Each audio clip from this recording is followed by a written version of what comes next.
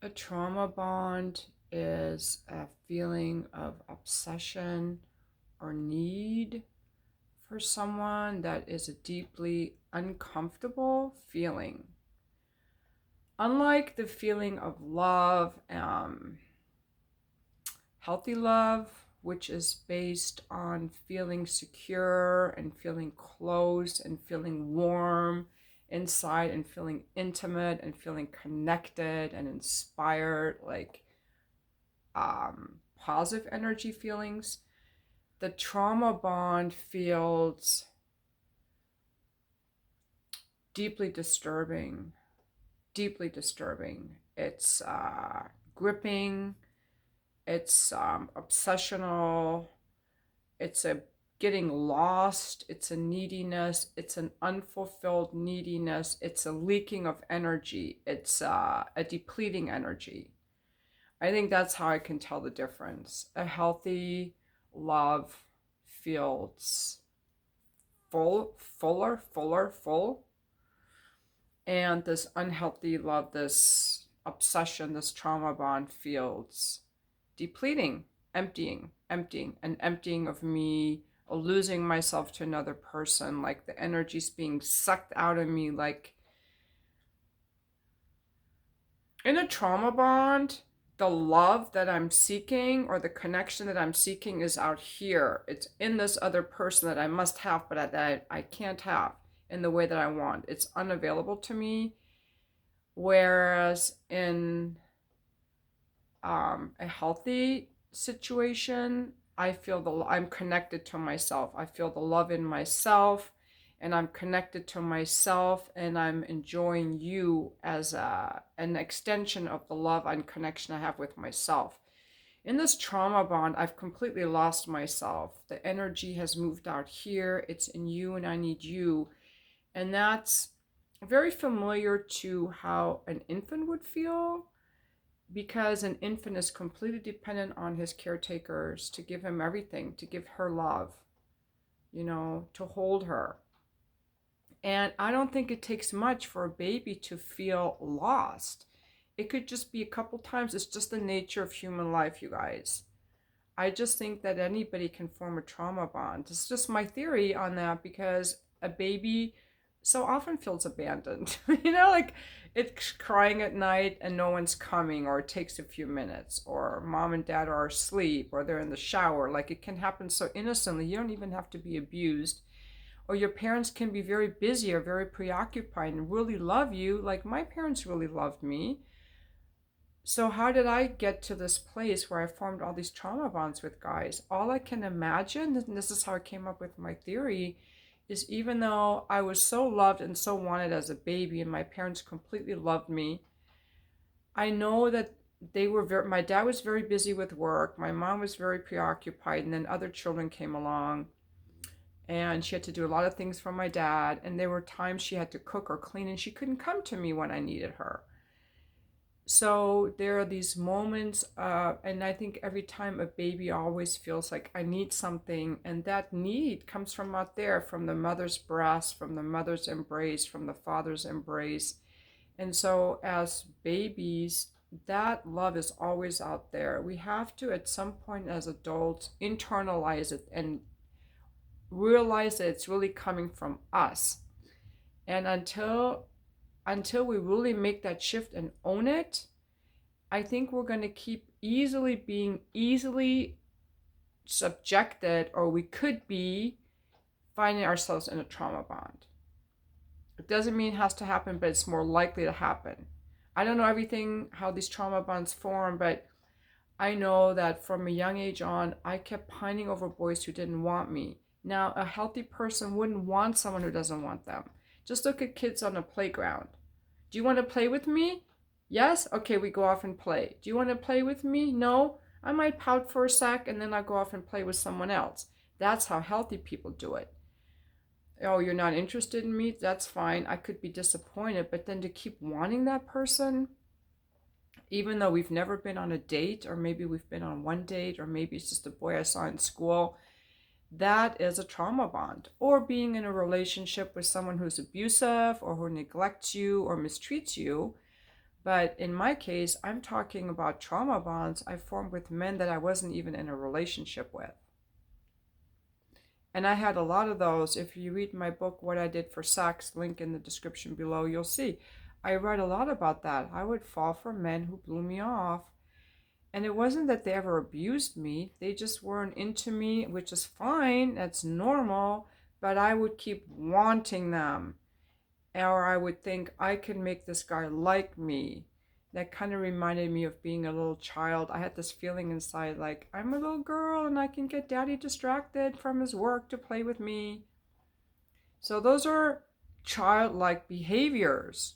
Trauma bonds come from unresolved childhood trauma, and all I had to do really was realize this is a trauma bond, and I've fallen for women in that same way who were unavailable to me.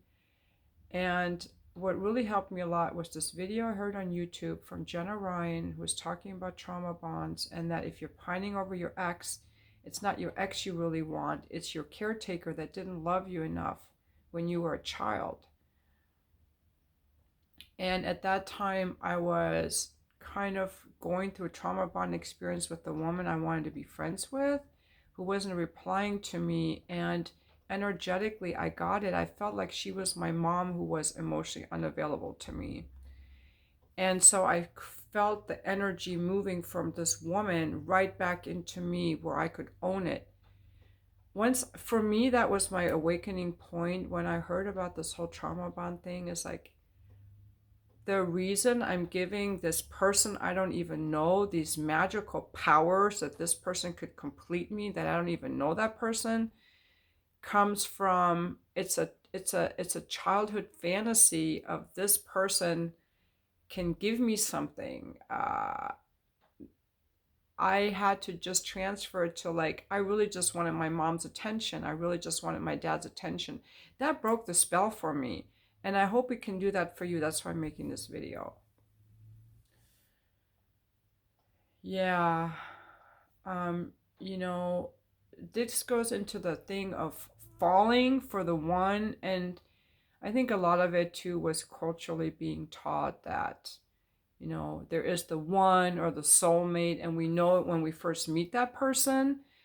But a lot of spiritual people talk about that there is no the one. We could really have good relationships with many different people. It just depends on who happened to walk into our lives, and that we are each the one to ourselves. But looking for someone to be the one is teaching people to form trauma bonds, I think, because I heard John Gray say that it's a red flag, ladies, if you fall for a guy right away, or if you see someone and go, that's the one. That's usually an indication that this is an unhealthy bond. It's just a sexual bond. It's not a real friendship, relationship bond, because those bonds take time to build. It takes time to get to know people. And healthy relationships are formed over time as we get to be around someone more and more and get to know them more. We develop more feelings, more trust, more intimacy, more connection, more feelings. And there's space between our togetherness. We see each other, and that's why people often fall in love at work. They see each other with brief intervals at home. They come back to work, they see how each other engages, they build relationships, and then they start to fall for each other. But so, it could take a few weeks or a few months or a few years, whatever, for these two individuals to realize that they really have deep feelings for each other. But when this happens at first glance or after one date, that's unhealthy, because in my experience, I've projected a fantasy, a feeling, or a longing onto this person that I don't even know. I don't even know this person. But in my mind, I decided, this person is the one, or this could be such a great relationship, or wanting this person to be someone. I don't even know this person. That's so important, to keep our feet on the ground. And the way to do that is what really helped me here was this realization, and then doing some inner child healing work. And for that, often a teddy bear can be recommended. So you can use a teddy bear if you want. And you hold this teddy bear like in your belly, and you speak to this teddy bear like it's your inner child, and start honoring your inner child and giving your inner child love and attention. Whenever you start looking for this person out here, come back to your inner child. Where have I abandoned my inner child? What does my inner child really feel? What does my inner child really want? And then bringing the adult self in to decide how we're going to behave, and then also relying on God as a source of love. Because as children, we are used to getting our source of love from our parents. And then later on, we transfer that and think our romantic partner can be our source of love. I'm not a religious person. I don't like biblical texts. I think I'm just not, that's not my thing. But I do have a source of love, a God, the universe, because we all need a source of love that comes from something that's not human and something that's not form, because form always changes and humans always change and they can let us down. So I think everybody has to find this universal or unchanging, eternal source of love. And for a while, I tried to make it my own heart, but it hasn't worked for me. I had to use something outside of myself, something bigger. So that's how I did my thing. I think, I don't know if I'm over the trauma bonding experience, but I have been having sex with someone that I'm not attached to. So I didn't form a trauma bond with him. And I would like to have more experiences like that just to test if I've really gotten over it. But in summary, what helps with not falling so quickly for people is realizing falling quickly for people is a trauma bond, and you're really just having a feeling from your infancy or your childhood of an unmet need that your caretaker didn't give you. And then you can give yourself what you really need by doing some inner child healing and looking for love from some higher power, and not looking for it from other people, because it has to come from in here. Looking for it from other guys, it turns them off too, by the way. Unless they're manipulators who want that from you. Healthy men don't like that women get attached so quickly. It's kind of like, we don't like how guys want sex right away, and men don't like it if we get so needy right away or get super needy. That's kind of a turn off.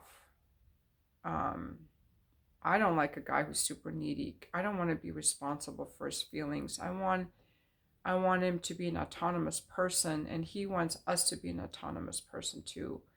So we have to learn this mating dance, this dating dance, while remaining autonomous. And the only way I've figured out how to do that is to really be solidly grounded in the self-love, and to not start thinking too much about the other person, and to keep our focus on ourselves as autonomous beings before we let ourselves merge with some other person in a relationship. Hey, leave your comments below on trauma bonds. I would love to read what you have to say, and thank you for watching my video.